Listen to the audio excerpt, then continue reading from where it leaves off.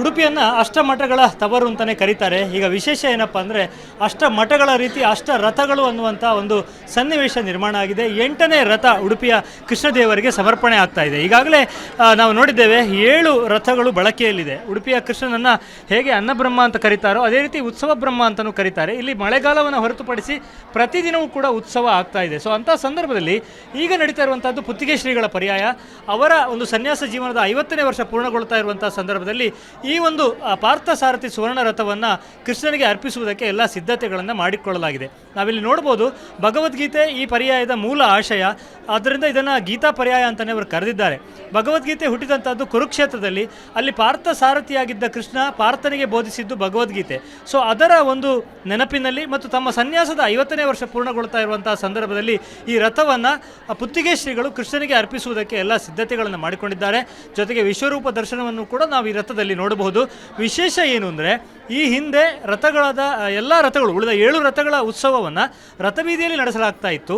ಈ ರಥವನ್ನು ಕೃಷ್ಣ ಮಠದ ಗರ್ಭಗುಡಿಯ ಸುತ್ತುಪೌಳಿಯಲ್ಲೂ ಕೂಡ ನಡೆಸುವುದಕ್ಕೆ ಅವಕಾಶ ಇದೆ. ಅಂದರೆ ರಥೋತ್ಸವ ಮಾಡುವುದಕ್ಕೆ ಅವಕಾಶ ಇರುವಂಥ ಒಂದು ವೇಳೆ ಮಳೆ ಬರ್ತಾ ಇದ್ದರೆ ಅಂಥ ದಿನಗಳಲ್ಲೂ ಕೂಡ ಕೃಷ್ಣ ಮಠದ ಒಳಗೆಯೇ ಗರ್ಭಗುಡಿಯ ಸುತ್ತಲೂ ಈ ರಥವನ್ನು ಉತ್ಸವಕ್ಕೆ ಬಳಸಿಕೊಳ್ಳಬಹುದು.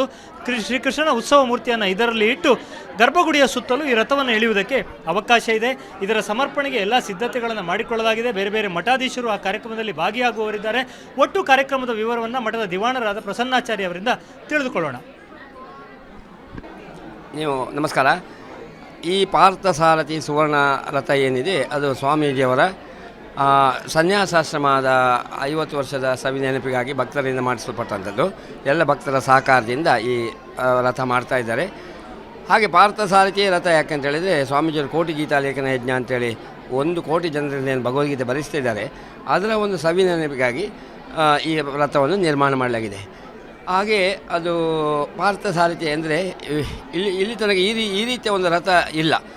ಎಲ್ಲಿ ಕೂಡ ನವರತ್ನ ರಥ ಇರ್ಬೋದು. ಅಂದರೆ ಕೃಷ್ಣನಿಗೆ ಅವನು ಉತ್ಸವ ಪ್ರಿಯ ಮತ್ತು ಸಣ್ಣ ಬಾಲಕೃಷ್ಣ ಆದ್ದರಿಂದ ಅವನ ಆಟಿಕೆಗಳು ರಥವೇ ಅವನಿಗೆ ಆಟಿಕೆ. ಹಾಗಾಗಿ ಇಲ್ಲಿ ಉತ್ಸವ ಪ್ರಿಯನಾಗಿ ಉತ್ಸವ ಬ್ರಹ್ಮ ಅಂತ ಎನಿಸ್ಕೊಂಡದ್ದು ನಮ್ಮ ಉಡುಪಿ. ಮತ್ತು ಎಲ್ಲಿಯೂ ಈ ಒಂದು ವೈಭವವನ್ನು ನೀವು ಕಾಣಲಿಕ್ಕೆ ಸಾಧ್ಯ ಇಲ್ಲ. ಪ್ರತಿ ದಿವಸ ಕೂಡ ಉತ್ಸವ ಆಗುವಂಥ ಒಂದು ದೇವಸ್ಥಾನ ಇದ್ದರೆ ಅದು ಉಡುಪಿ ಮಾತ್ರ. ಅಂಥದ್ರಲ್ಲಿ ಬೇರೆ ಬೇರೆ ರಥಗಳನ್ನು ಇಲ್ಲಿ ಭಕ್ತಾದಿಗಳು ಬೇರೆ ಬೇರೆ ಪರ್ಯಾಯದಲ್ಲಿ ಸೇವೆ ಸಲ್ಲಿಸಿದ್ದಾರೆ.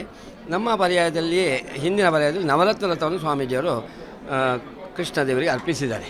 ಈ ಬಾರಿ ಸುವರ್ಣ ಪಾರ್ಥಸಾರಥಿ ರಥ ಪಾರ್ಥಸಾರಥಿ ಯಾಕೆಂದರೆ ಭಗವದ್ಗೀತೆಯನ್ನು 1 ಕೋಟಿ ಜನರಿಗೆ ಬರೆಸುವ ಒಂದು ಸಂಕಲ್ಪ ಅದರ ನೆನಪಿಗಾಗಿ.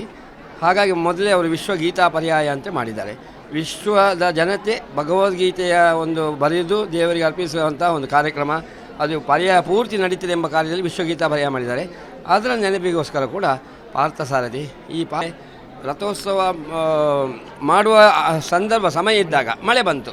ಏನು ಮಾಡಬೇಕಾಗ ಒಳಗಡೆ ಇದರಲ್ಲಿ ದೇವರನ್ನಿಟ್ಟು ಉತ್ಸವ ಮೂರ್ತಿ ಇಟ್ಟು ರಥೋತ್ಸವ ಮಾಡಲಿಕ್ಕೆ ಆಗುತ್ತೆ.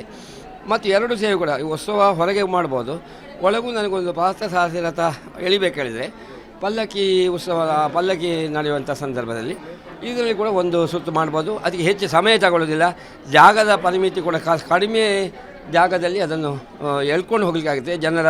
ಹೆಚ್ಚು ಜನರು ಕೂಡ ಬೇಕಾಗಿರುವುದಿಲ್ಲ. ಪ್ರಸನ್ನಾಚಾರ್ಯ ಅವರ ಮಾತು. ಮುಂದಿನ ದಿನಗಳಲ್ಲಿ ಕೇವಲ ರಥಬೀದಿ ಮಾತ್ರ ಅಲ್ಲ, ಕೃಷ್ಣ ಮಠದ ಸುತ್ತುಪೋಳಿಯಲ್ಲೂ ಕೂಡ ಈ ರಥೋತ್ಸವವನ್ನು ಮಾಡುವಂಥ ಅವಕಾಶ ಭಕ್ತರಿಗೆ ಸಿಗುವುದಿದೆ. ಉಡುಪಿಯಿಂದ ಕ್ಯಾಮ್ರಾಮನ್ ಹರೀಶ್ ಜೊತೆಗೆ ಶಶಿಧರ್ ಮಾಸ್ತಿಬೈಲು, ಏಷ್ಯಾನೆಟ್ ಸುವರ್ಣ ನ್ಯೂಸ್.